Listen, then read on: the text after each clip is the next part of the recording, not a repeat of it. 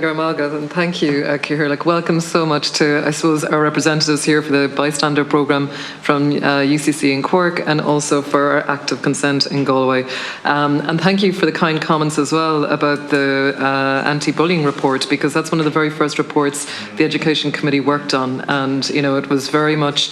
It impacted on all of us, literally the level of nearly 1 in 3 that experience bullying, in school environments. And so it really had a huge impact on us as a committee, and we worked hard, I think, on those recommendations. Very much, I suppose, for me, I know active consent, I suppose, quite well. I know for Dr. McNeela and Dr. O'Higgins, we were there in the University of Galway. Was it NUI Galway at that stage, I think, in 2021? Now University of Galway. But wonderful to have the launch with Minister Simon Harris there, I think, at that time, and the information that was shared at that time. And I know only recently, again, you were in the Department of Justice here in Stephen's Green in Dublin, again, promoting and speaking about the impact of what you're doing through the active consent programme. I suppose I really enjoy hearing just how you're bringing together different disciplines. I suppose I come from an arts background myself. I really see the importance of bringing in different disciplines, particularly to tackle this really a social challenge. We talk about it in the third level in the school and the further education context. It's the whole world context, to be honest. It's a whole world. We're training people and society to how to support themselves and protect themselves, I think, in the world, as opposed to not just our educational environments. The mix, as I've mentioned, you talked here, I think, Dr. McNeela, about psychology being brought together, health promotion, psychotherapy, I think, as well, and I know theatre, of course, very important in Galway. We have a great basis, and I know, particularly when it comes to Cork as well, I suppose one of the questions I'd like to pose, maybe both to yourselves here and maybe for Cork as well, is that we have a brand new subject in education now for Leaving Cert, sort of theatre and drama and film studies. I suppose just one question, and I might pose a few questions together, but one question would be, how do you see that maybe that course coming in, that new subject, could maybe be of benefit for you when you're rolling out this type of programme that involves those types of workshops and bringing in that interdisciplinary part to it? So that might be one question. Secondly, Dr. McNeela, you spoke very much about benchmarking schools, and I suppose one of the recommendations that we had in the anti-bullying report was looking at the inspections that are published and where you go to schooldays.ie, and I really, I suppose, wanted to make sure that parents can be informed about when a child is going to school and they're trying to work out when they have a choice. Now, a lot of places maybe there isn't as much choice, but just that the school is, that people can see sort of different schools and their emphasis on how they manage dealing with harassment or aggression or dealing with this type of behaviour. How do you see benchmarking working? How do you see that would be something that would be visible publicly, that people can see the measures that schools are putting in place? Obviously, there has to be a lot of support behind that as well with schools. So I might just pose that question to you, Dr. McNeela, because you'd spoken very specifically around guidance to schools and so on. I'm on the Mental Health Committee as well as a number of my colleagues here as well, and I mean, it's absolutely crucial that we see that this active consent programme, the bystander programme, and in general how this impacts on aggression and, as you say, sexual violence, and the impact on young people. It's really important. You've spoken here, and I know that the active consent programme, like funding, has been agreed. It's sort of between two government departments. I suppose with the Department of Further and Higher Education, Research, Innovation and Science under Minister Simon Harris, but also the Department of Justice. And again, that was where you were placed or based earlier this year when you were speaking about your programme, and that's Minister Helen McEntee. And there's been funding agreed for 5 years under this active consent programme. I suppose if I might ask again your team here, just how do you see that this will change campus culture? Now, you've spoken, and it's incredible to see 70,000 first-year college students that will have done that workshop. Again, my query on that would be, is that what sort of colleges is that? Is that all of our colleges, or is it, I know it's over a period of time between 2019 and 2022. Again, you spoke a little bit, and I think it might have been with maybe Sinead here as well, sorry, as an advocate around the schools. But, we have over, 1,500 teachers, or 800 teachers, sorry, over 1,000 parents online. This is in the secondary school sector, and I think over 4,000 secondary school students. How do we really get the hearts and minds of parents behind this? So really just how, maybe you might speak a little bit about that, because it's very important that I think parents have that sort of openness at home, that young people can come to them. That one trusted adult is something that we always hear about, particularly around anti-bullying, mental health. One trusted adult. So that trusted adult can be at home, can be in school, it could be in a sports club. And then just finally, and apologies, I'm posing all my questions together, but then you can come back in. And again, how are you working with the Galway Rape Crisis Centre? How has that come out and so on? And you spoke a little bit about the ETBs here as well, and FET. That's really crucial because our universities are based in our cities mainly. Now we have technological universities, which is great because it's campuses in smaller towns. But how is the ETB centres, how are we reaching more people through the centres that they have in more rural areas and smaller towns? And if we may, although it might come in at the end, but just around the bystander, I think this is so important, Professor Crowley, I really do. The bystander intervention and how we need to all take an active part. It is not solely the perpetrator, the person who experiences this, it is the surrounding. We all have a role to play. So I suppose just maybe through that new course as well, maybe if you wanted to comment on that. So I might perhaps let Dr. McNeill start, and maybe if you want to pose the questions if we have time. Really appreciate that. Thank you. Yeah. No, thank you. Thank you so much for that. So, yeah, just your point around inspectors and inspectorate and how that might work. Well, I think the last thing that you want is schools dreading a visit or to be monitored.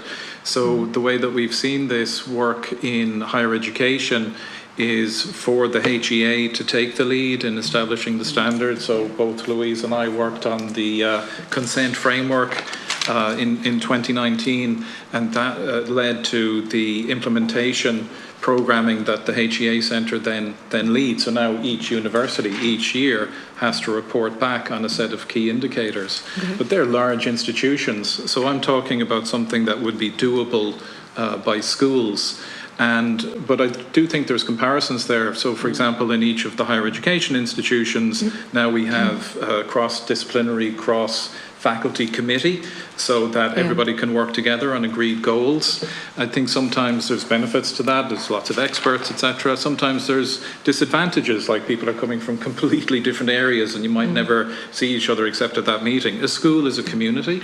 So I think we need to look at the ways that schools can regulate themselves and have self-evaluation processes whereby we have senior management being represented, we have teachers with a particular interest in SPHE, we have student representation and parental representation, all combining to agree and identify what do we want this school to look like in terms of the programming that's happening, not alone in the classrooms, but the posters, the information, the procedures, the information sharing that's taking place. Dr. McNeill, the challenge is that principals and schools are just, there's so much coming at them, there's so much that they need to do practically. How do you see this happening? Like, as in what or how, if you take a secondary school, one that you've been working with, how have they implemented something like this? Is there an example that you can share?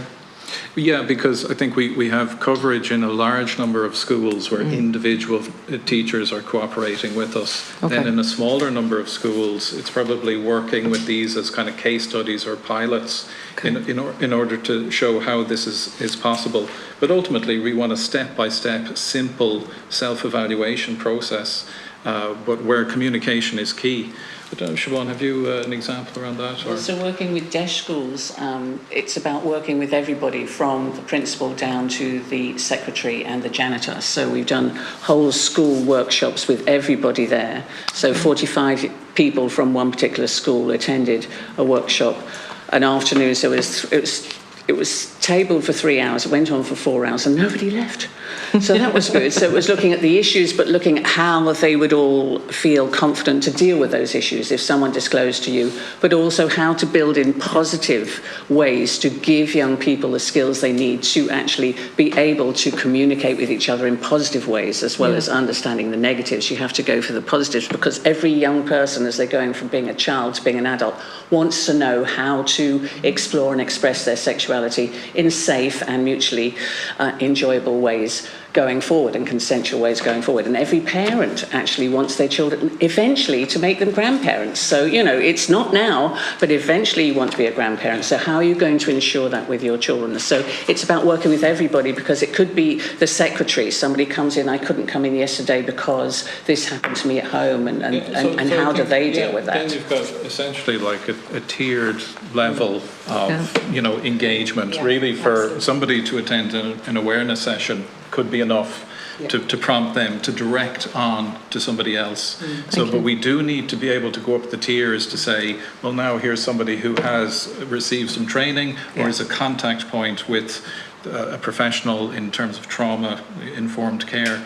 So, you know, there is a cost and there is an investment, but what is the cost of not doing this? Because we think we know from your report, Dr. McNeil, I think is that 66% of students had experienced offensive sexist remarks and so on. If you want to conclude and just, is there any final points? Just you were saying about the, you know, that point of the accreditation, and for the teachers and for especially within the FET sector and Oireachtas sector, you know, they tell me that if something is accredited and if it is like a QQI level, you know, that gets they have to have that buy-in from that senior management to allow them time to attend this training, to allow it to reach those students and learners. And that's a huge problem, is that time, you know, so it has to be at that very top level of policy. Thank you. You know. Thank you very much, and hopefully you can come at the end, maybe. So Higgins, do you want to come in again? No, I'm good. Oh, you're okay? Okay, Senator Aisling Flynn. Sorry? Sorry, I was wondering if you wanted to I think go ahead. Okay. Thank you. Yeah, I mean, just to echo what my colleagues from Galway have said, a couple of points on the school's responses if this was imposed on them. We know that students are looking for this. I get direct emails from young men in particular. If they hear me on the radio talking about the programme, could you please bring this to our school? I think we underestimate the students' need and desire for it. And we also must recognise that there are disclosures and incidents happening in school and disclosures happening in school. And the teachers are very vulnerable. They want to help. They might try, they can overhelp and, you know, promise things that can't happen. And equally, they can say very damaging things entirely unintentionally. So I actually think my experience dealing with schools is that they welcome it. They absolutely welcome it. And I agree with the points made by Padraig that what we have encountered is school champions, teachers who actively pursue this.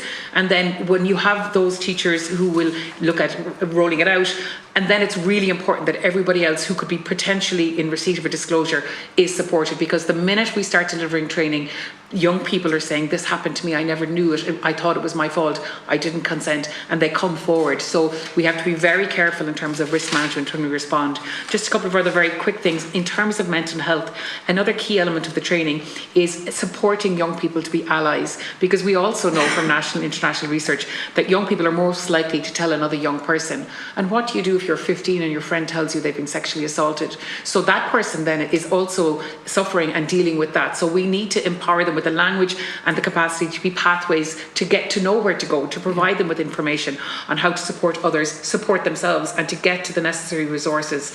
And then finally, just to say, in terms of the one trusted adult, I couldn't agree more.